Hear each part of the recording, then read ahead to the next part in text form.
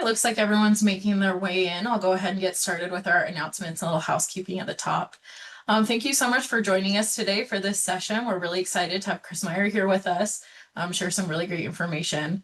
My name is Erin Jensen. I am the Program Coordinator of Community Education and Professional Development in the Transforming Communities Institute within the Social Work Department at Utah State University.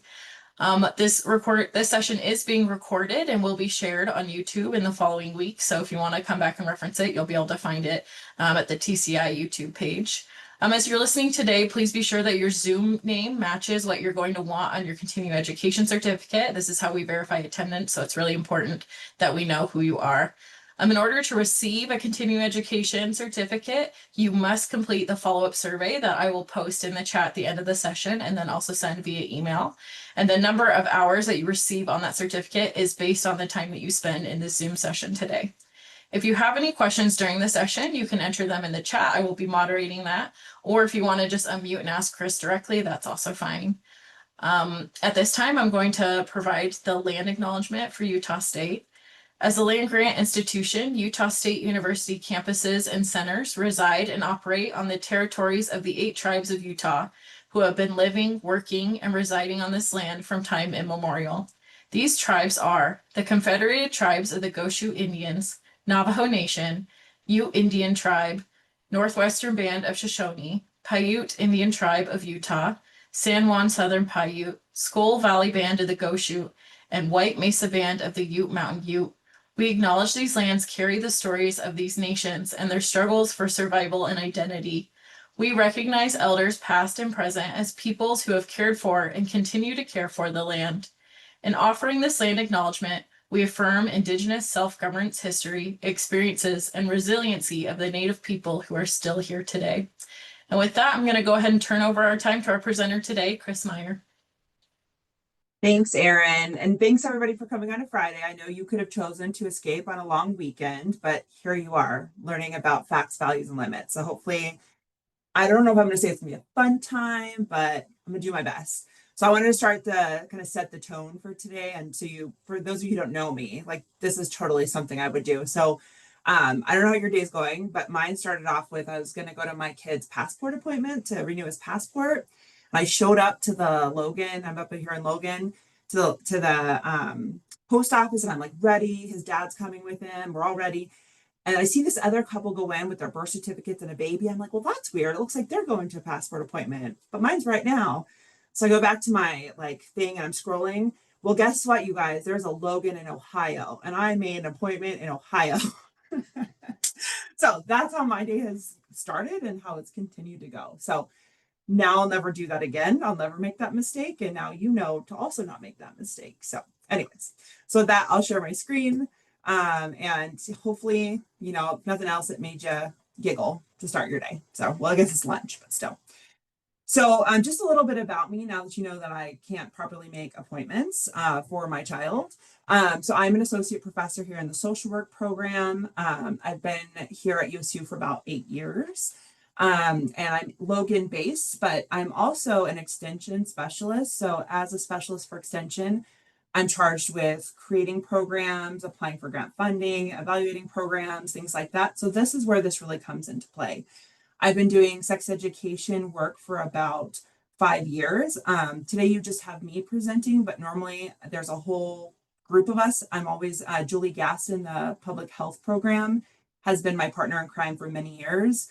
And I want to acknowledge that the presentation I'm giving today was the work of a variety of students in the past who have worked to help us improve and come up with the product we have to share with you today that we share with parents. Okay. So what will we cover today? So we're going to start with just a brief introduction to the material and how I want you to kind of frame your thinking for the day. And then I'm going to provide you with our full parents training. It's about 45 minutes to an hour. Where, you know, we're going to talk about some background pieces and why it's so important and some things to consider, and then go through that facts, values, and limits framework, and then have you all role play. So I'm letting you now know you're going to be in breakout rooms. Please participate. There's lots of times where I'm going to ask you to drop things in the chat or do a whiteboard thing I've never done, and hopefully that works out, maybe not. So please know that's coming towards the end of the presentation.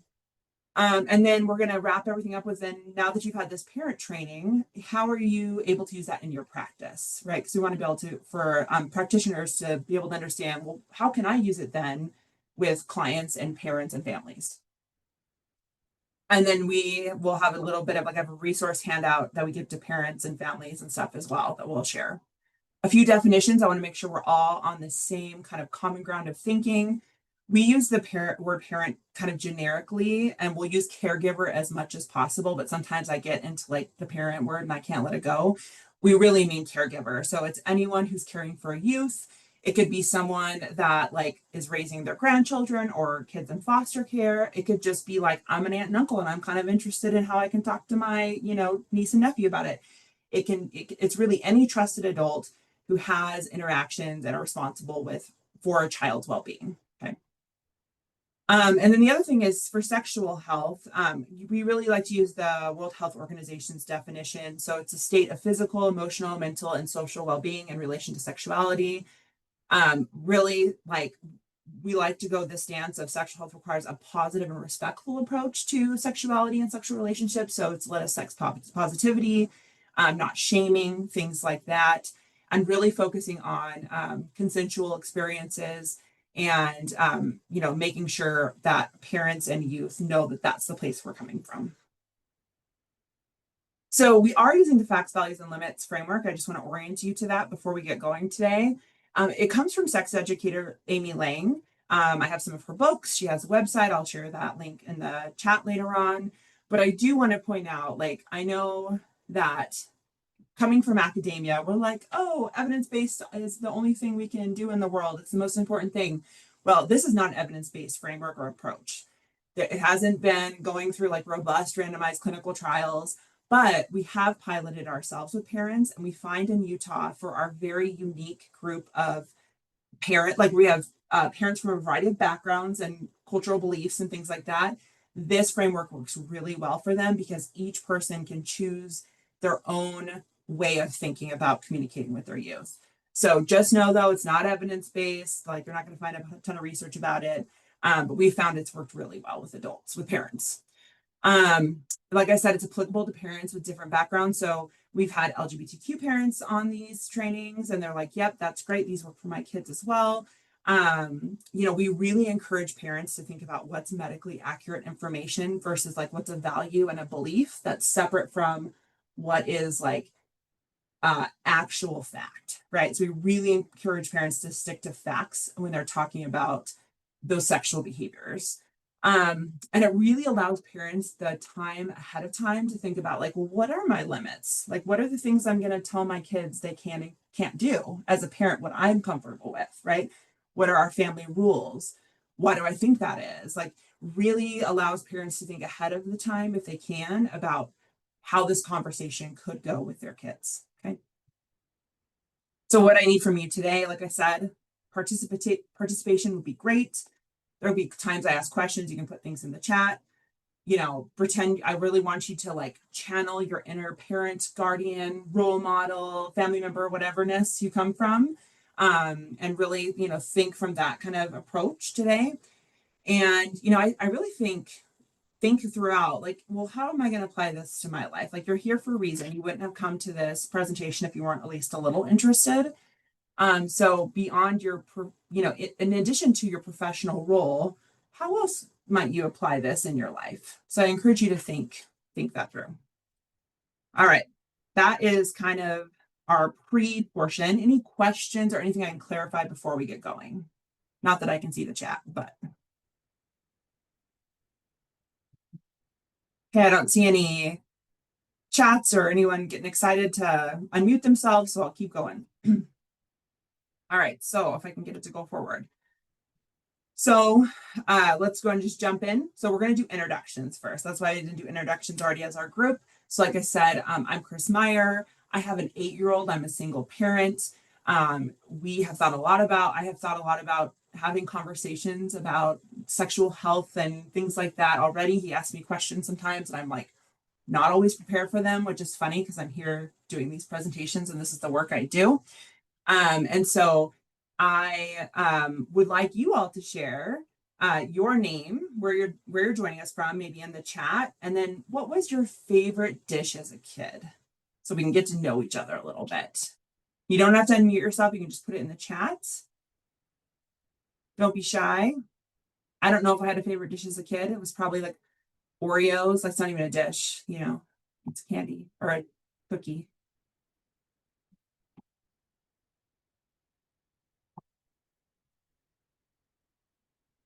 Ooh, mother scones. I love scones. Pizza, tuna and oat casserole. Pizza. I'm not sure what that one is. Tacos, steak, also pizza, all good. Anyone else? We have lots of pizza. I didn't like anything with pasta. I dislike pasta. Anything grandma made. Grandma's meatloaf. I love meatloaf as an adult. Mac and cheese. Oh, grilled cheese sandwiches. Yeah, I'm with you. Grilled cheese sandwiches. Pizza, lots of pizza. Ooh, sourdough pancakes. I'm gonna try those. Pot roast. Excellent. Got a nice variety. So hopefully you found a kindred spirit in the chat to your likes as for your food as a kid. And then what's this one? We get can of olives in my Christmas stocking. I like that. I wonder if black olives. I like that. Excellent. So it's good to know a little bit about you and maybe what you liked as a kid. So let's keep moving on here. I'm sorry, I'm closing up the chat. So today, you guys are all joining me, hopefully to learn how to talk to your kids about, sexual health, their changing bodies type stuff. I'm sure you guys probably are having flashbacks when I say changing bodies. But we're going to start by talking about what's going on in Utah? What do we know about what kids are doing as far as sexual behaviors? And then we're going to talk about why is it so important to talk to kids about this and kind of the frequency in which I would encourage you to talk to kids. We're also going to talk about what's age appropriate, depending on, if your toddler comes and asks you a question versus like a 14-year-old. We're talking about setting boundaries in these discussions. And then we're going to go through the facts, values, and limits framework. And you all are going to role play and practice using it. So today's goals for our session is we're going to learn that information, we're going to practice it, but it's really up to you as the caregiver to decide what, when, and how you teach your children, right? We're not going to give a prescribed strategy here of what you should say, when you should do it, things like that. That's really up to you, right? That's your autonomy to make that choice. But we do hope to give you those tools and tips and tricks that might be helpful. But I do want to share that we do hope this is a safe space where people feel comfortable asking questions. When we're doing role plays, nobody's perfect. I don't know about you guys, but when I talk to my kiddo about these kind of things, I stutter and I say the wrong thing, or I'm like, I don't know, can you ask me later? And I'm hyperventilating. So, it's a safe space to practice today. So I want you to know, what are your goals for today? So as a parent or caregiver, if you can put them in the chat, what's something that you would have as a goal for yourself today? Maybe it's during the role play, I'm willing to give this a try, but I don't like to talk about, sexual health and anatomy and things like that. Any goals at all that you can make up in this minute? Learn how to be a safe space for my nephews to come with questions. Absolutely. I want to stay with the time. How to start these conversations with young kiddos in an age appropriate way. Absolutely. And set the foundation for further conversations. We're absolutely going to talk about that today. Learning to talk to kids in an age appropriate way and helping them learn the facts about sex. Absolutely. I think that's really important. So those are some great goals. If others have some more, please put them in the chat. I saw someone put, getting better at your job. I think that it creates these skills help you be well-rounded and having those kind of holistic discussions with not only adults but children. And then I want to be well educated and be able to have these kinds of conversations easily, absolutely, with your children. So excellent. Those are really great goals that we have as a group for today. So we'll keep those in mind as we go. But I do want to start with what is today, what it is, and what it's not, to make sure people feel like they have a clear boundary of what we're doing here today. So this is not a sex education class. I'm not going to talk about anatomy and things that your kids are going to learn, hopefully in a school-based setting, or what maybe they'll learn from their peers. Maybe we don't want them to learn some things from their peers. We're not really going that route. Today is about safe and open communication between caregiver and child, right? We're not telling you what to tell your child. You get to set those facts, values, and limits. Maybe not so the facts, we should all share facts, but you get to set those limits for yourself and your family. But we are providing those tips on how to talk to youth, right? So that's really important is you might need to go back and do some Googling about some certain things, or especially kids call things different things than maybe when we were children. So you might have to do some self-education, which is separate from this program today. Some classroom etiquette, of course, because we want to set, some boundaries and rules in the classroom. So, especially when you're in the role play, since we're in a virtual environment, respect everyone's comments in the chat if possible. Try not to be judgmental when we're doing the role plays, especially. We all have different comfort levels in talking about sensitive topics. So maybe someone just wants to observe. So maybe you ask your group, is it okay if I just don't practice? Or maybe I'll just be the youth each time or something like that. Keep your mic muted. Everyone's doing a great job. We'll have time for questions at the end, but please ask questions if you have them, or just a reflection or anything like that. I don't want to have to talk, for the next hour by myself. Are there any other classroom rules that you all would like to add that we don't have on here, so we all have a shared understanding of how we're going to spend our time together? I'll give a minute to put any of those in the chat in case anyone has any other ones.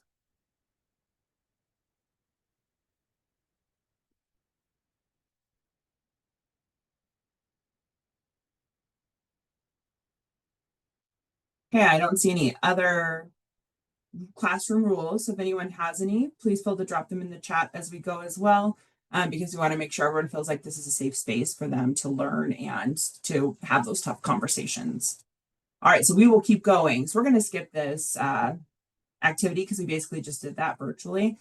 But let's start with the state of sexual behaviors in Utah. So up until about 5 years ago, we didn't have a lot of information about what was going on. We didn't know how many youth were having sex. We didn't know what kind of behaviors they were engaging in. We typically know the teenage pregnancy prevention rates and STIs, but other than that, we didn't really know a lot what was going on. So my partner, Julie, and I, we decided to figure that out. So we've done quite a bit of research, and it's really good to know what are youth up to, right? As we think about how we're going to talk to our children and what they need to know when, it's good to know what's going on, right?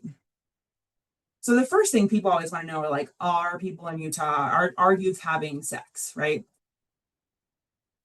So the first thing is we've done a couple of years of surveys. We're hoping to do them again among young adults, right, in college, who reported back to middle school and high school ages. But 33.5% of participants had non-penetrative sex in either middle school or high school. And we'll look at the ages for those in a minute. So, about 4 out of 10 are engaging in non-penetrative sexual behaviors, right? And then 19.6, which is still a good number, were engaging in penetrative sex in middle school or high school. So, now we know youth are having sex, it's happening. We want to prepare our kids, and we want to be prepared to talk to our kids about this, right? And the slides don't want to go. Go slides, go. So we also asked about the age in which this activity happened. So we can see it kind of grows together. The lighter color is penetrative, the darker color is non-penetrative. This is only among those who said, yes, I have engaged in that activity. So you can see this is a typo. This should be younger. Oh, this is 12. So, very few people 12 and under. And then it grows and grows as they age. So most often they're engaging in it around 16 or 17 years of age. So that's really important to know. And that's both behaviors that really, these younger years, we want to be talking as a family about, what to expect and what our values and things like that are. We also asked them, though, about frequency of communication with parents, because we want to know how often did young people talk to their parents about either making choices about having sex or not having sex, and about healthy relationships. So I'll go to the chat. I see they're coming. So we have, the question is, what year was the study done? So we have data from 2021 and 2022, and we're hoping to redo the survey again. It'll probably be 2026. So it's as recent data as we have for the state. And then for making choices about not having sex or not having sex, we can see rarely and sometimes or most often kind of where people are saying like they're really not talking to their parents about sex or not having sex, or maybe it's very infrequently, right? What's surprising to me is that's also kind of true for healthy relationships, right? We'd expect it to be a little bit heavier on the often or very often side about healthy relationships. But even then, they're really starting to kind of converge on the middle of sometimes. So it's another thing to think about. When I think about sexual activity and sexual behaviors and sexual health, relationships, healthy relationships, is a piece of communication that's really important. We shouldn't just assume our young people know how and what makes something a healthy relationship, what's consent, things like that. We also ask people where they're getting their information. And so, the dark blue is a source they didn't get it from. A lighter blue is where they did get it from. You can see the highest number was the classroom settings. We're like, okay, well, depending on what they're getting in the classroom, that could be good, right?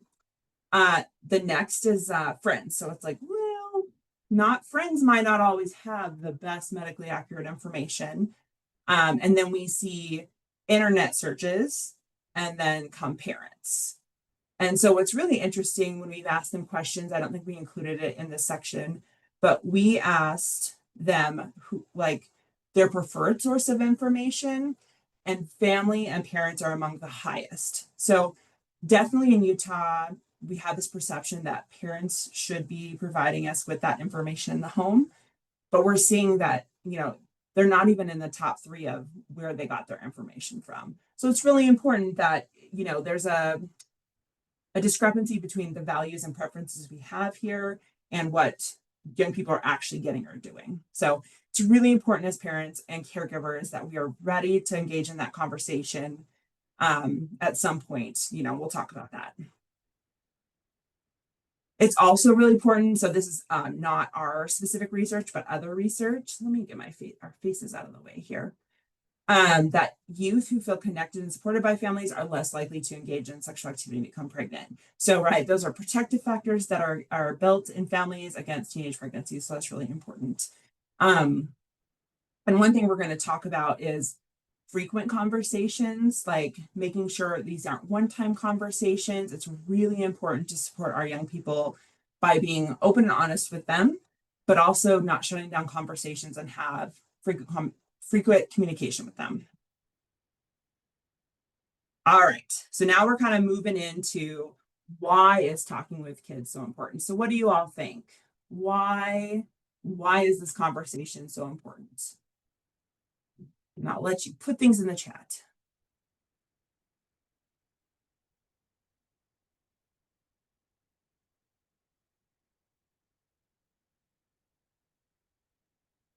So enhance safety and health of kids, absolutely. To teach them about consent, so important. I already have been talking with my young male child because I want him to know about consent, right? What other things? Helps model comfort and openness, absolutely, because I do think it's related to like how we can talk about other hard things in our households. Connection between exactly in your families comes from communication, absolutely. I'll just give a second in case there's any more. Absolutely. So they receive correct or accurate information. That's absolutely true. Because unfortunately, right, kids will share things with each other that aren't. And then I like this too, Nora, that we can provide them a safe space. Right? We want to support them, provide a safe space if in our lives. So that's great. So we have a couple others to kind of expand on that. If I can get the slides to move on. There we go. So having a conversation is really important because, like I said, we've done research in Utah, and we also have heard from legislative folks that really the idea is the main source of, sexual behavior and sexual activity information. People really want it to come from parents, right? But I think it's really important to realize like it's okay. We're often hesitant to have these conversations. And part of the problem might come from that caregivers may assume that their kids will ask questions when they're ready. And then kids might be thinking like parents will talk to them when the time is right, right? So that could be a result, that those two things could really result in like we don't talk to each other about it, right? So having the talk with youth is really important. And we're going to talk about some of the reasons right here too. So there are three key pieces we want to focus on. So the first is open communication. And I saw a chat comment, I just want to make sure we didn't. Perfect. So open communication ensures that children understand the values and limits regarding sex and sexual behaviors in their family or household, right? Kids can't be expected to know the shared values if you haven't communicated them with them, which our kids have individual values, yes, as they age, but you know, values are such an important piece of our culture. It's really important that we express those openly to our children so they're aware of like, these are our family values. This is what we believe as a family or as parents or whatever. So trust and guidance is also important, right? Because open communication fosters trust, right, within families. So making children more likely to ask you questions rather than, like we saw in the data, rely on internet searches and friends. So this kind of trust building and open communication can decrease the likelihood of early sexual activity or initiation, right? And then setting clear expectations and having clear discussions about sex help children to make informed decisions. And that helps delay the early onset of sexual activity and sexual behaviors by aligning their choices with their family values, right? So that's all important. So by fostering a healthy and informed approach to sexuality, discussions surrounding communication, guidance over peer influences, and setting expectations are crucial, right? Because especially we know that peer influence really takes over quite young, right? They're starting to go into that like later in elementary school, and then firmly by middle school, peers really like rule the roost, right? So what are some components of clear communication or communication with our families or kids? So clear communication, right, is really important. So it establishes a foundation for discussing values and limits in our families without like shutting down conversation. So how do we clearly communicate in a way that fosters future communication, but also like share comfortably values and limits in our families? So we can also discuss our expectations, right? So when we have discussions about expectations regarding sexual activity, they can help empower children to make informed decisions. So by their, they have the ability to like talk things out and look at a variety of angles and hear different perspectives. So that's really important. It helps them promote responsibility in their own thinking and help them make a more balanced choice. And then just guidance over peers. So positioning yourself as the parent as the reliable source of information. So like, oh, Julie told you this. Well, let's talk about it a little bit too. Maybe Julie misheard that from someone or something like that. So trying to position yourself as like the maybe more accurate source of information for your youth, so that they know they can come and navigate some of those maybe misperceptions that their peers share them. I don't think their peers are doing it on purpose. I think they're just kids, and it's just like, that's what I heard. I mean, and so I think you can dispel those rumors, which are really important. All right. So one thing we stress in our education is this idea of multiple conversations. So before I talk about that for a second, why do you all think that it's important to have multiple conversations about sexual health and sexual behaviors throughout, like starting pretty young? Why are they so important?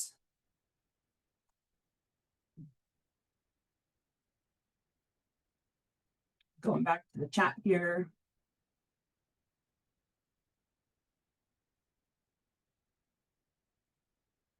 Absolutely. Level of understanding increases as children get older, and maybe like what you can talk about as well, or what's more appropriate at certain ages.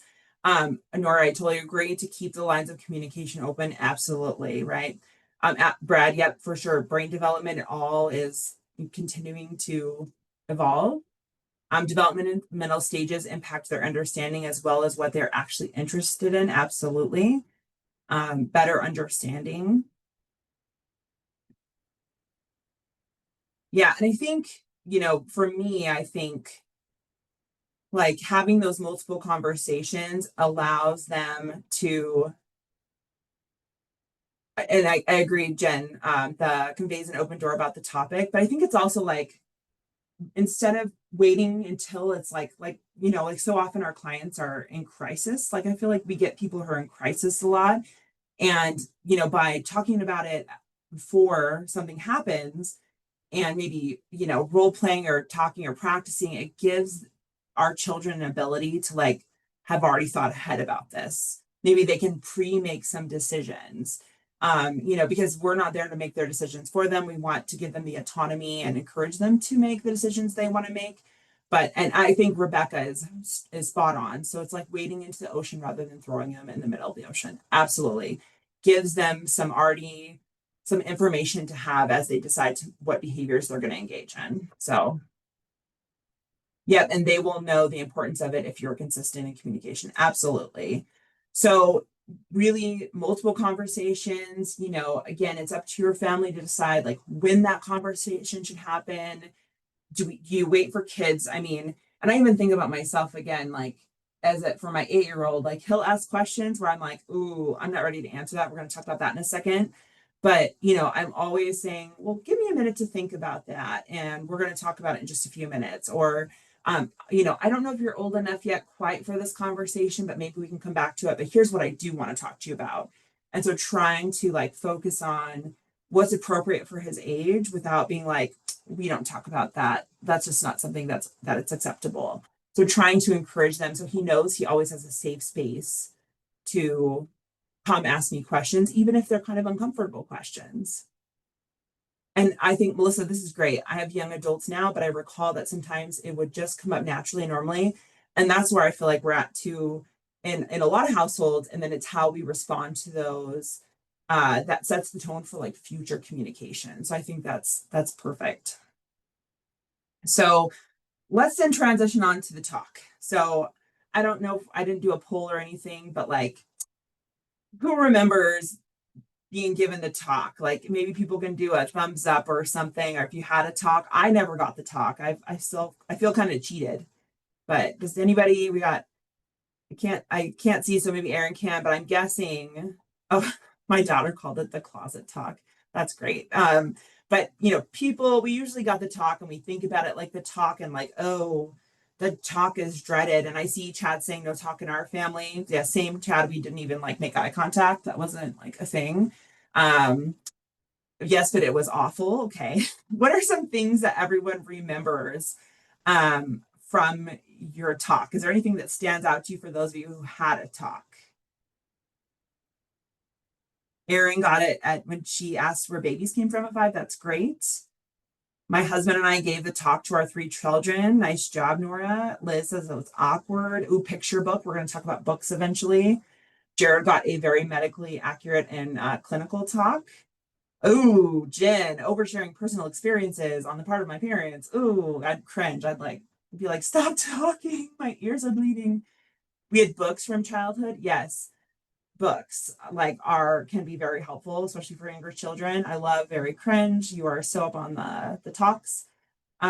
No sex period. Yep, that can be part of the talk for some families. So it sounds like we had a variety of experiences, but I didn't hear too many that were like, it was magical. Like I enjoyed it. This was so great. We usually, if you feel awkward and, you know, it's totally normal for like parents and kids to feel awkward, especially when kids get older and they understand this is like something that might be hard to talk to our parents about. I think when they're younger, it's a little bit more normalized. But just know those feelings of embarrassment on both sides is totally valid. And I don't know about you guys, but I'll tell my kiddo, it's okay to have hard conversations, and we don't always know what to say to each other, but you can tell me anything, right? Like I'm always here for you. Jamie said I was the youngest and mom gathered us all together at once. Oh, and I'm 4 and 5 years apart from my siblings.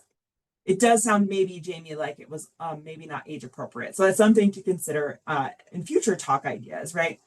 So let's dive into the talk and how you can make it, maybe, but again, we really encourage people to do like a conversation that's ongoing versus this is the one time we're going to have to talk, right? because that the talk really is like this is one time, this is what you're getting, versus let's have open communication and conversations. I'm here for you.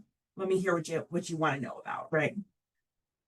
So the talk often consists of caregivers who are talking to their children about the basics of sexuality, sexual behaviors, maybe anatomy, like maturation.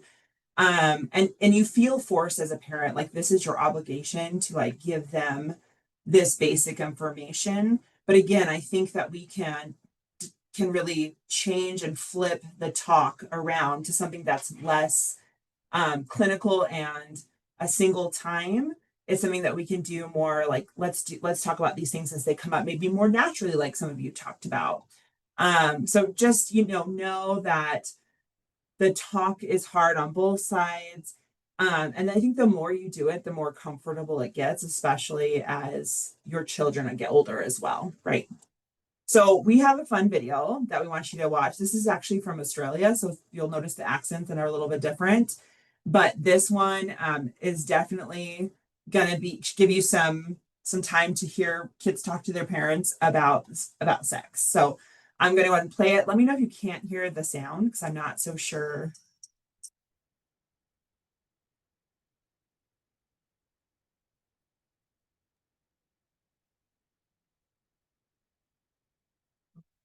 We're not hearing anything yet, Chris.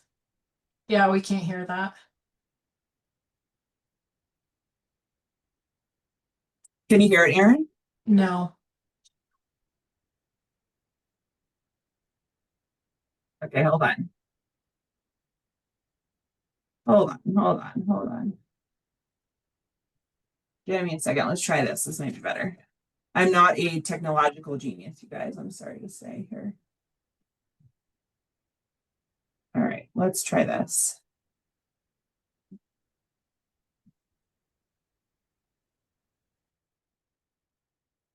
Okay, can you hear it now?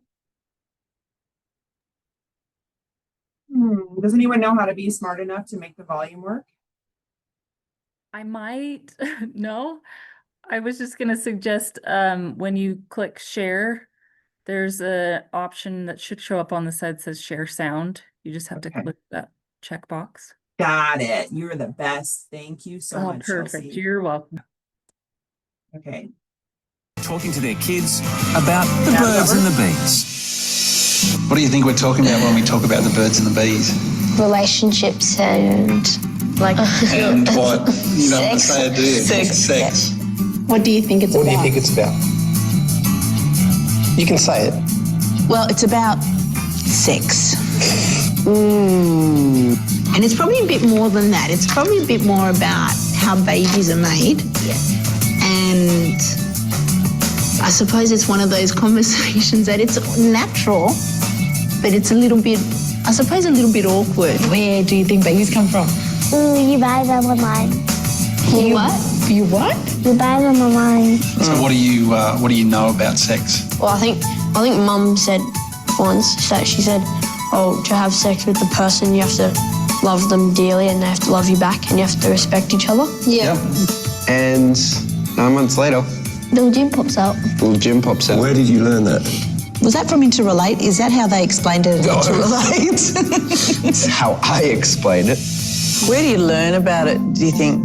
There's a lot of stuff online, isn't there? Just goes around school heaps. My school, like, Hang on, let Ev just say, what do you mean? like everyone just talk, like not everyone, but like sometimes the topic comes up and Yeah. people are like, oh, I know this, or like I've heard of this, or some things like that.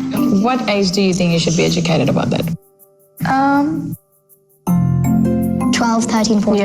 Yeah, like around that age. Pretty good. Do you think it was helpful to know these things before you started going through puberty?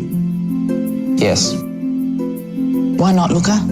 Why don't you want to know these things beforehand? Well, first of all, what Jackson just said earlier. Boy. What? That's it. That's just too much. Is what your mates say, do you think, oh, I heard this or I saw that, do you think that that's a good source of how to learn about sex? No, I don't think so. How would they know, do you Definitely think? not. And well, most of them learn from their other older brothers Yeah. or whatnot, Yeah. but I don't think that's a good source. I think you should ask your parents. If you want to know anything, Yeah. just ask your parents. There's like a position, like it's, But we don't need to go into the. I mean, yeah, positions are different. I don't know. That's a whole nother conversation, sweetheart. Yeah, we're trying to keep. That I'm not quite ready to have. I asked my mum because my teacher said, oh, let's see the pictures of where the babies come from. And then I went to my mum, and back in those days, mum wouldn't share a lot of things. So I said, and she was mad at me. She said, where did you learn that from? Because when we grew up, we wouldn't talk to our parents about this sort of stuff. No. Yeah. And our parents would never talk to us about this sort of stuff. Never. Why? I don't know. They just didn't. I had my dad, granddad, he, when I started developing, he had the talk with me, and he taught me about being respectful of my body and ensuring that, you know, my body was for me and not for anyone else unless it was okay with me for, you know, that to happen. So, but I remember I was going to my girlfriend's house for a sleepover afterwards, and I was hiding under the pillow going, oh my God, my dad just had the sex talk with me. I'm so embarrassed. Have you had birds and bees conversations with mummy or daddy? Yes. Sometimes with you, Dad, I was being informed. Yes, on the way home, and About? you were giving him way too much information.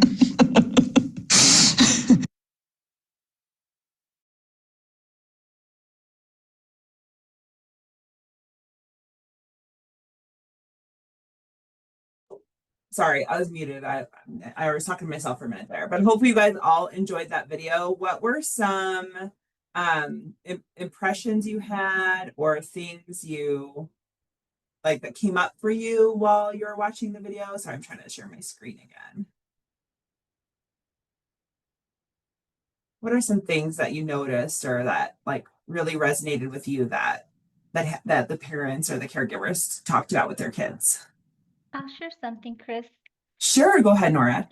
Earlier, I posted that my parents' sex talk was no sex, period. Even though that was never actually said, nobody ever sat us down and said no sex, period. It was just like an attitude in the house. But I do remember my mother having that talk about respect your bodies, but I never considered that as like part of the sex talk, but always respect your body. Don't let people be touching your body unless, you know, you give consent. But I had never really thought of that as part of the sex talk. So I guess my mom did tell us something and show us something regarding that. I always thought it had to be about the birds and the bees and the babies and all that. Yeah, and I think that's really true for our generation, where now it's expanded to like healthy relationships, and like for me with a boy child, like really hammering home consent, and like when you know, on the side of receiving and giving, and making that distinguished like what's different. What else? Sorry guys, thank you, Nora, for sharing that. Absolutely. I think that, like, in my mind as a kid, if I would have gotten one, it would have been about like your changing body and like, you know, like what sex is. And that's pretty much all I would have gotten. I know Jen said a difference is something you saw in the video is differences in what different kids want to know. Absolutely. And it really could change depending on, you know, their age and, you know, their comfort level. Carlotta said it was informal and not stressful. Absolutely. It was. I like that they were kind of giggling, because like that's how I feel like I want my kid to remember, is like we giggle about like things even though we feel uncomfortable, we still did it, you know. Chelsea said she appreciated that the parents were honest about their own responses. Yeah, and that the parents could laugh. I also liked when the kids were like, I didn't want to know that. That was way too much information. So I like it. Any others? I'm trying to see what happens when I click on the slide. There we go. So the two things we kind of wanted to point out to start was about age appropriateness. So this came out in some of the younger kids who were like, you know, they were like, oh, I didn't want to know that. That's too much for me. So really, as parents, we get to decide like what's age appropriate, and we need to take some of our cues from our kiddos, like, you know, but at the same time, if we're like, hey, that's maybe not appropriate for us to talk about maybe in a couple of years, maybe bring it back to like what is age appropriate. And we're going to talk about what is age appropriate by kind of group in just a few minutes. And I think like the piece you can really like think about is like, what can my kid understand? What are things maybe they're thinking about that like I can provide them with a response and they get what I'm saying, right? Because sometimes it's hard to imagine what that is. And then observing body language and nonverbal cues of the kids in the video, and as you're talking to youth. So if you can tell when your kiddo is shut down or maybe overwhelmed. I don't know what yours says, but mine is like putting their head down and doing that. And so maybe that could be a cue of like, hey, maybe I'm giving them too much information. I maybe need to back off, things like that. Maybe you need to change the complex, like how complex your like the words are using, maybe make it more simple. Think about those. So I think the thing we want to take away from this video too is like use a personalized approach. There are probably multiple youth in each family. There's nieces and nephews, cousins, friends, whoever.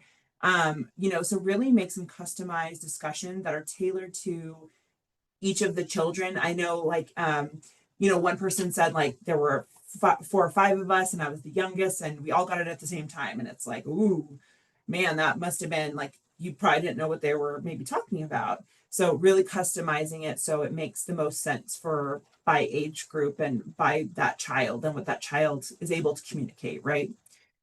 And then I think the other thing is acknowledging the discomfort, which I think these parents did pretty good, but they weren't like, oh man, this is the worst. Like I would probably say something like that just because that's my personality. I'm kind of dramatic.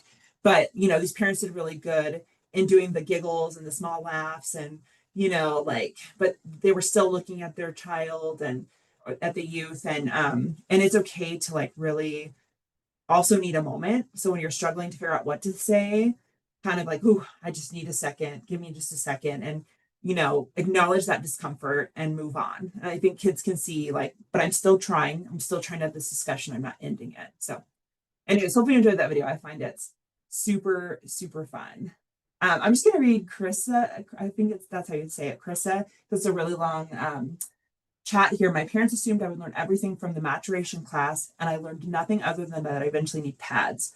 When the mom in the video said that the dad had shared too much, I feel like knowledge is power though, and if you know nothing, you can get into situations not understanding what is happening and really get hurt. Absolutely. So I think asking the child in return what they think the answers to their questions are good. Absolutely. Like the kid asking what sex is and just needed to put male or female on a form, but heard a lot more, right?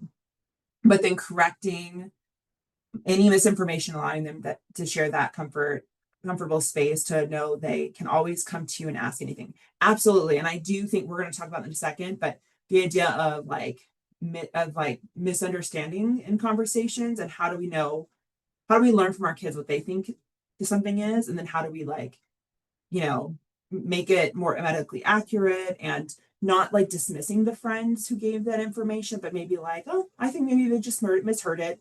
This is what it is. So absolutely, I love that. Thank you for sharing that. All right, so we're going to move on to this part. This is like me for the rest of my child's life, I feel like, is what if you're not ready? And, so because I always feel not ready. I don't know about you guys, but as my child ages, I'm like, ooh, I'm not ready for like a lot of these things. So what if you're not ready? So it can be really hard. Maybe you were raised in a household where we just don't talk about these things. And so it's really hard to get past that family value or that family tradition. And you're like, well, I want to do this, but it's hard for me.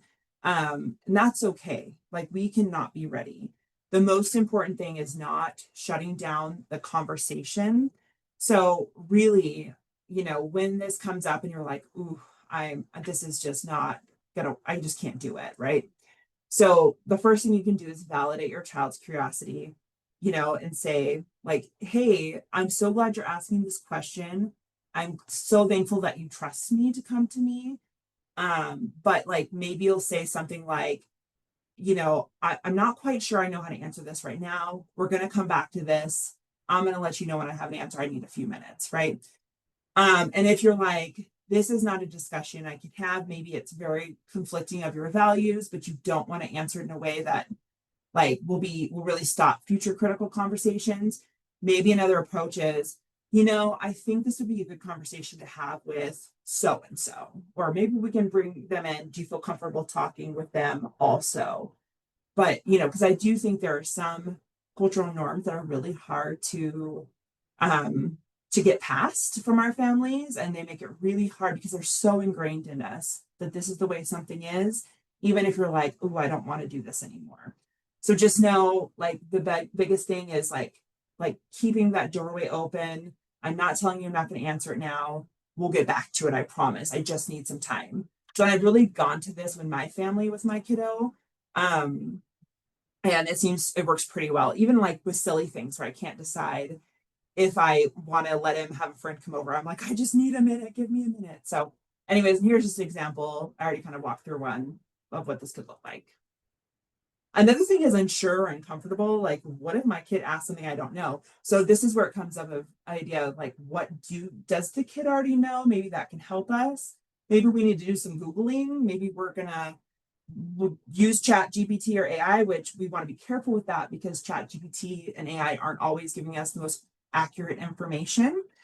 And so really just remember it's okay not to know the information. Like, I don't know the answer to everything, but I'm going to find out, right? So we could say something like, that's a great question. I don't have an answer for that right now, but we're going to come back to that after I do some research, right? That's a way to go about it. Again, not shutting down the conversation. What if you're uncomfortable? So that's a great question. I'm not comfortable talking about that right now. Can we come back to this after I have time to regulate my emotions, or I have time to think it through, things like that. So just, you can tell throughout these, it's all about not shutting down the conversation, keeping lines of communication open, and being supportive and trying to stay with like within our personal knowledge of like, what do we actually know about whatever topic they're asking us about, right? All right, what if the conversations don't go well? Because this does happen, right? So, and again, totally normal. Not everything's going to go perfect. So for instance, what about a misunderstanding, right? So your child might not quite understand what you're telling them. They might be frustrated because you don't understand what they're asking. So exactly like someone commented, ask them a question. Well, what do you think this is? It sounds like mommy didn't answer that right. What were you looking for? Can you ask me again in a different way? Right? Try to clear up the misunderstanding. Again, showing them like we're here to talk. Like I'm not ending our conversation. I want to know more so I can answer you correctly. So resistance, your child might have resistance to the conversation. Say you bring it up. I bring up stuff. I have safety talks with my kiddo sometimes about things which he does not want to have, but I'm like, as a social worker, I'm worried about everything. And so he sometimes was like, I don't want to have this conversation. And it's like, okay, I get it, but mommy really needs you to listen to these 3 things. And sometimes as a parent, it's important for us to bring up something when we are ready to talk about it too. So, figure out like what the resistance is coming from. Can I talk about it with him in 30 minutes when he's done playing his game? Try to figure out how we can come back to this topic at a different time. And just, try to work through the resistance. What about fear and anxiety, right? That comes from these discussions. So your child may experience like some anxiety over conversations. So, maybe you've given them too much information and it's like, give them some time to think it through. Just like you need time and space, they need time and space, right? Really think about what's appropriate for a child and what they can manage at their age or even their own personal abilities, and be mindful of that. And then what about like when you didn't answer their question? Like sometimes like, I don't know about you social workers, but for me, I talk a lot, you can tell.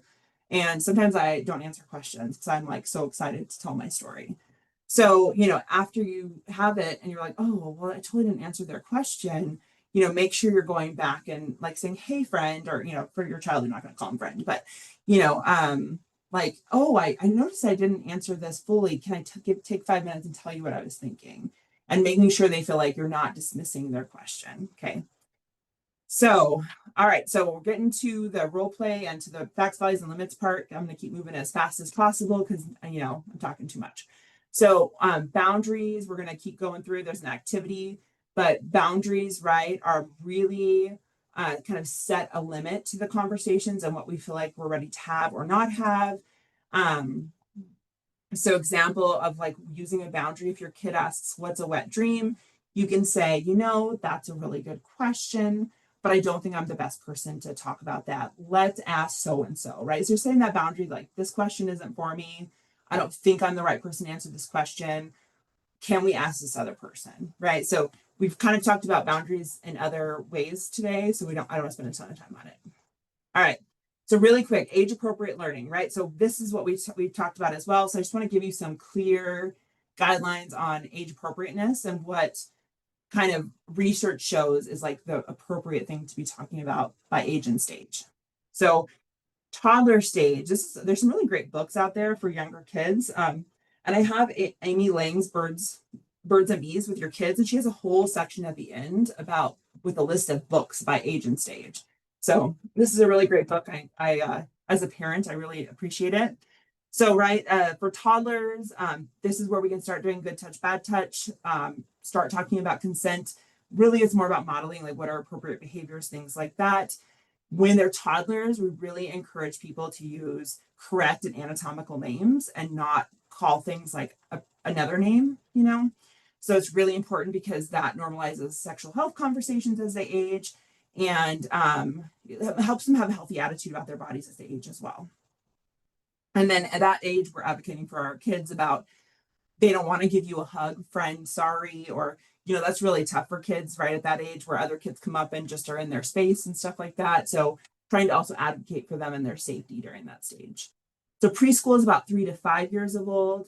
So of age. So, you know, around this time, we're still keeping things as simple and factual as possible. So if someone were to ask how are babies made, maybe you would respond something like babies grow inside a uterus for about 9 months before they're born, which the kids are like, what's a uterus? But, you know, we're using the correct anatomical names and doing our best to explain like where it is in the body and things like that, and trying to set the stage that this is how we talk to each other, right, about things. Again, focusing on good touch, bad touch is really important, teaching consent. This is where gender identity and roles really come into play as well. You know, that's up to your family to decide. Like we tried to, like my little guy got to wear what he wanted and have what toys they wanted, but eventually those gender roles really catch up in elementary school. So depending on your family's preference, that's really an age which really gender identity starts coming into play, and you can have some conversations and model healthy behaviors for them. How about elementary school? So that's when kids are really going to be wondering about reproduction. Where do the babies come from? How do the babies come out? I love that. That one's been a fun discussion about where the baby comes out, because my kiddo has come up with all kinds of answers for that. We want to start thinking about puberty, because girls are going through puberty earlier and earlier. And so especially for our girl children, you know, female children, being ready for that conversation, not just relying on 5th grade maturation to do that for you, right? Like, so in 3rd or 4th grade, can we start talking about it so that our young women are ready for that, right? This is where we can model like open communication and talk about consent. So again, it goes back to like, oh, well, you know, so-and-so doesn't want to hug right now. Maybe you shouldn't be trying to hug them even though they don't want to hug. Like, especially with like other adults, I think this matters, where, oh, give grandma a kiss, right? That's something we've always thought about, but encouraging them, well, maybe they don't want to give them a kiss. Like I just had this conversation with my kiddo. Somebody wants a hug and you don't want to give it to them, you don't have to. Just say, no, thank you, not right now, right? All right, so middle school, what's going on there? Well, this is the fun time in our lives when I like to think of, middle school is tough, right? 9 to 12, that's where everything is awkward. Everything is drama, right? Because I used to work a lot with middle schoolers and everything was drama every day. So this is where everyone is probably going through puberty in general at this point. It's different for everybody. So as a parent, we want to be careful not to generalize and to be kind of aware of what's happening amongst our youth and their bodies, so we can, you know, normalize those experiences and use that medically accurate information. And unfortunately for, you know, I'm scared of this time, but kids are starting to discover like dating and gender identity and sexuality. And again, thinking about like what is acceptable to talk about at that age, really talking about healthy relationships and how we treat each other and like what's acceptable and what's not in our family. And really this point, I know this is a little beyond the realm of what we're talking about today, but really also talking about internet safety. So Again, this is something I already talked to my kid about, but like, you know, especially around sexual behaviors on the internet, sending pictures, all of those things, having really clear, open communication and safety boundaries about those is really important. So finally, we're going to end it all at the high school age. So, right, this is when kids are maybe becoming sexually active. We see, again, on our research that it's like 16 and 17-year-olds are usually most often the ones who are engaging in sexual behaviors. Really want to make sure we're talking about birth control, if that's something acceptable in your family. STI prevention is really critical. You shouldn't assume that your kids are going to get that in their schools because not all schools provide that information. I see a comment from Lee. Will we have access to the PowerPoint afterwards? I'm happy to share it with everybody. So Erin can send it out after the fact. And you're more than welcome to teach this in your own community if that's what you want. I have a script and everything you can use as well. So anyway, sorry, getting off track. Oops, I got excited. But, you know, and then also really consent matters so much, right? Like consent in giving and receiving. Those are two separate things. So making sure we're clarifying for our young people what that means, what it means to give, what it means to like obtain, that kind of thing, if they're different. Again, who like demonstrating you're a safe person to talk to, maybe identifying other safe people if your youth does not want to talk to you anymore. That makes me sad. And then again, internet safety. Still, it's going to be a big part of our youth's lives, even if they're not allowed cell phones. There's technology everywhere. How do we keep them safe in this digital world? So hopefully this is helpful. Again, your family will make the decision that's right for your family. And that's what we really encourage people to think about. So, all right, so we're going to pretty quickly go through facts, values, and limits because it's a pretty simple framework for you to use. And hopefully I'll give you 10 minutes as groups to kind of practice this. Again, it's whatever your level of comfort and safety is. But it's a kind of a cool framework. So I hope that you'll find like this will be valuable in your life and your practice. So for facts are the medically accurate and age appropriate information, right? So an example is a child says, what's a French kiss? So saying just to the facts, we'd say a French kiss is when two people kiss with their mouths open and use their tongues. Some people also refer to this as making out if it's going on for a while. So that's just one possible way to answer that question. So what about if we want to throw values in there? So values are like our personal beliefs, and I would even say maybe attitudes as well about the behavior, right? So for instance, again, the French kiss. French kissing is a very intimate thing to do. I don't think this is something someone should do just for fun, and it's not something you have to do even if you're in a relationship, right? So now we're entering some values into it. So here are some values. We have a whole list, and you know, we don't have time to go into these a ton, but think about your own personal values in your family. For some people, it will be abstinence, right? Some people, it will be like, you know, you prefer abstinence, but hey, I just want to make sure you have this information just in case that's not the route you go, right? Everyone will have some different values, and it's good to know what those are before you have this conversation. And then we have limits. So this is really the safety piece. Some of it can be like, this is what's lawfully safe. And some of this is what our limit is in our family. So there's kind of two pieces you want to consider. So the example is a French kiss again. So I think French kissing is okay for someone your age, but be careful who you're doing it with because you can get diseases like herpes, known as cold sores, which you will have the rest of your life. Colds, strep throat, flu, and mono, all of which are unpleasant. So I don't know if I'd go that route, but that's just an example of kind of bringing it in, right? So let's see another example when you put it all together. So if someone asks, when should I have sex, right? So again, you decide your messaging. This is just an example so you can see how it's all together. So we've got the choice to have sex for the first time is a very personal decision. There's no set age, but it's important to remember that sex between an adult and a minor is never okay, right? So that's that lawful piece. Having sex with someone is a big responsibility. There are risks for sexually transmitted infections, pregnancies, and even heartbreak if you have it with someone who doesn't value loyalty in your relationship. I encourage you to wait until you found someone who you love and loves you too and is respectful of your feelings and boundaries. So you can see there's a lot of stuff here happening with our limits and our values. And there's some of that like fact piece around STIs and things like that.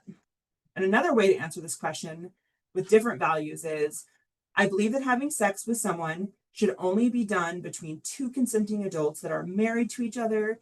Choosing to wait until marriage is a way you can avoid STIs and have a special sexual relationship with the person you love. In my experience, chastity is important due to religious beliefs. However, your safety is my top priority. So please come to me with any questions or if you need any resources should you choose to engage in sexual activity before you're married. So you can see two different approaches to using the facts, values, and limits framework to talk about this with their child. All right, so we are gonna really be tight on time. I'm way too chatty. So really quick, be approachable in your conversations. Initiate them if your kid's not initiating them. Be proactive, but also respectful and age appropriate. And use teachable moments that happen, like you see on TV, you see, you know, whatever teachable moment comes up, use those to naturally start the conversation, right? Use active listening so that you can be reflective of what your youth is saying and things like that, and ask clarifying questions that can be really important. So we're going to skip this and we're going to go right to our breakout rooms. So everyone, we're going to give you 10 minutes. They're going to be the world's quickest 10 minutes to break you up into groups of 6 people. Once you're in there, I'm going to drop in some scenarios. So first, you know, get friendly with your group, to share who you are, you know, where you're practicing, things like that. And then if anyone feels safe and ready, use the role-playing kind of scenarios. There's like 5 that will be in this Word doc. And one person can be the youth and one person can be the parent, and you guys can give it a shot. So please at least be good sports and give it a try. And if you feel very uncomfortable, please let your group know that you prefer to observe.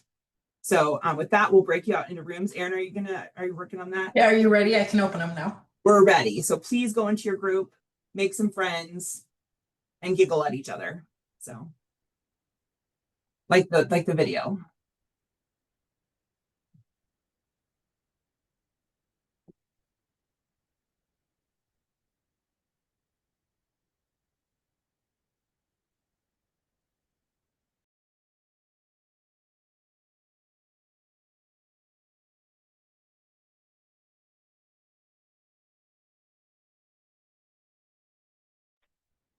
Chris, you're muted. I can just have whole conversations by myself. So I just want to let you guys know that. Just like, I think it runs in the family though, because sometimes I'll be like, who are you talking to? And my kid's like, no one, just me. I'm like, oh yeah, that sounds right. I taught you that. So we only have about 12 minutes. I know Erin needs a few minutes at the end, but I want to talk about the applied piece for practitioners. So really quick, how did it go? If anyone got through any, you know, maybe some groups didn't even get that far, but any reflections, you can unmute yourself or put it in the chat.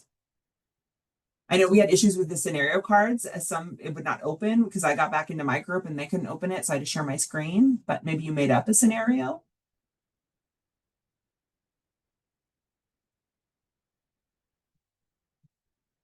So we just talked about our experience either as parents or as kids on how that looks like. And like, we also, at the very end, we were just talking about like the difference between females and males, like the conversations that are talked about or not talked about, and how it seems to be easier for females to talk to their daughters, where definitely they don't want the sons don't want to hear from their moms. So that was Yeah, I think that's great, Calissa. And actually, that is actually very valid. So we did some research again in this. It's a really big survey we've done a couple of times, and we had some questions about which parent to go to and why. And most often it was like gender specific, as far as like, I'm a woman, so I talk to my mom. Which I think is interesting because I'm a single parent and I'm like, oh, I feel like my kid it's not that he doesn't have a dad, but we talk a lot. And so I'm like, oh, someday maybe he's not going to want to come to me. But we did see that actually too, that conversations tended to stay within that kind of gender lines. So that's really interesting. And we have another group that said they were that being curious is really important. I think that's so true. As kids, for our youth, we want to encourage them to be curious. And, you know, encourage them to ask us questions, because even as they start questioning risky behaviors, could that curiosity become a question, right? And that they feel better about asking you, so they'll keep going along with that conversation. Any others anybody wants to share before we hop along? Any reflections on like how it felt? Because it's still kind of awkward with strangers to talk about things.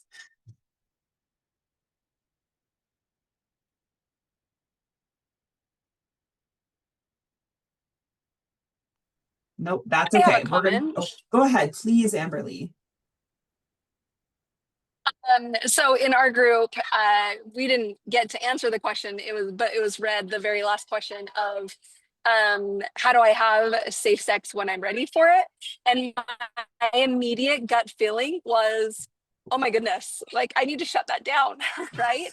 And so that when you asked like, how did you feel? That was the only one that I was uncomfortable with, because that goes against my values, and to not, have sex before marriage type of idea.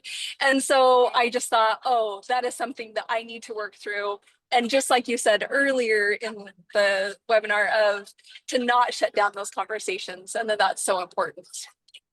Thanks for sharing that, Amberly. And I would think a lot of us probably also have that feeling as well. Like it's hard to have these hard conversations and to decide where our values fall and our like limits, and what we want to teach our kids, and how much we want to think about like what is ours versus what's theirs. That's what we talked about something in our group, is understanding the differences in our values between our children and ourselves, or youth and ourselves, is that those could be different. And so how do we bridge the gap?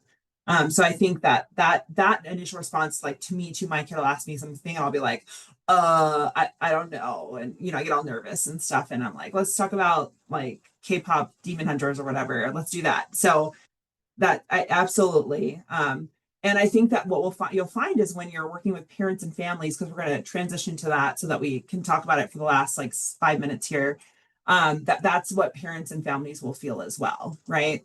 So thinking about those parents, like, because I think, Chris, can I comment on Amber, what Amber shared real quick? Because a client that I work with that is being taken advantage of by her adolescent peers, and I feel really powerless to protect her. And it's interesting because she tells me she would love to be able to talk to her mom about the things that are going on, but she fears her mom's judgment and not understanding. And I think that just highlights the importance of the curiosity, because you think that no matter what happens with our children, we want them to come to us regardless, because we're the ones in the best position to protect them. And as her therapist, I see her every other week, and I, I'm doing the best I can, but I'm not in that position. And so if we can have that openness and that curiosity, so our kids will come to us, then we can be in a position to protect them. Absolutely. And I think in addition to that, like, and I know the parent is the ideal person, and that's probably who the youth wants to go to, but I also encourage like other safe adults to still be able to have those like validating and important conversations. Is there another safe adult in the family that they could work up to with mom? Maybe they try the safest person first and have that conversation, and then, because I do think like, so not all of us, so when I worked with youth, I didn't do a lot with the parents. And so that can be really challenging, right? When we're only working with the youth, or only working with the parents, right? Because we don't get both sides of the story. So let's just start with parents really quick. Just a couple of things I would suggest is like, you can be an educator and advocate for those open lines of communication, right? So how do we encourage parents like to think about that this is going to be an important topic, especially in families where maybe they didn't have safe and healthy relationships? And you're seeing maybe an adult for that reason.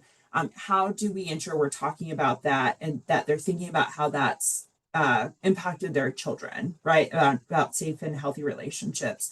So be the educator that like, when we think holistically about our clients and their families, it's a topic that's important that as young people grow, we need to address to make sure they have safe and healthy relationships, because maybe they haven't been modeled that all the time in their home, right?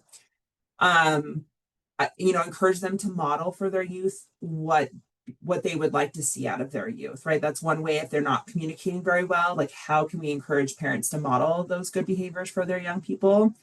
Of course, I would ideally want parent youth sessions where you can maybe work with each individually and then bring them together to, you can, facilitate that conversation, really provide some active listening and supportive, words to get the youth and the adult to practice even like a low risk conversation that could maybe lead to like harder conversations in the future. I think like providing a safe space is really important. So like we talked about at the beginning, I like to use a lot of humor and make people as comfortable with me as possible. I tell them weird things about me that they didn't need to know, but to make that space in your practice where like that they know you're a safe person. You're safe is a safe place. It's confidential. We can't hear the session next to us in progress while we're having our session. Like this is a safe space to have these hard conversations, right? And also, it's okay to make mistakes. It's okay to be nervous. It's okay to be unsure, like validating and normalizing, but then encouraging them to stick with what's medically accurate and aligns with their values and those really limits that are important to know. And with youth, as a practitioner, so it's not necessarily a conversation I felt great about bringing up, like as a practitioner when I worked with teenagers and middle schoolers. But when they would ask me questions, I would want to make sure to stick to more safety and medically accurate information that was age appropriate, right? So I'm not going to bring it up myself, but if they ask me about something and I'll say, well, have you talked to your parent? And they'll tell us, or caregiver, and they'll have a response.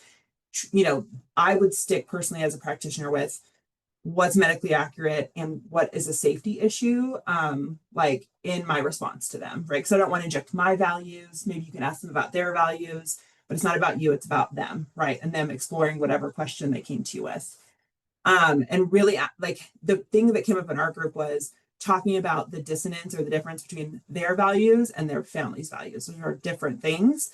And how do we like help them bridge that gap with their family? Or how do we make sure they're safe, right? Because not all family situations are safe situations. Encourage them to talk to a safe adult and role playing. I know it feels silly, but role playing can be really helpful and build some confidence in being able to have those really hard discussions.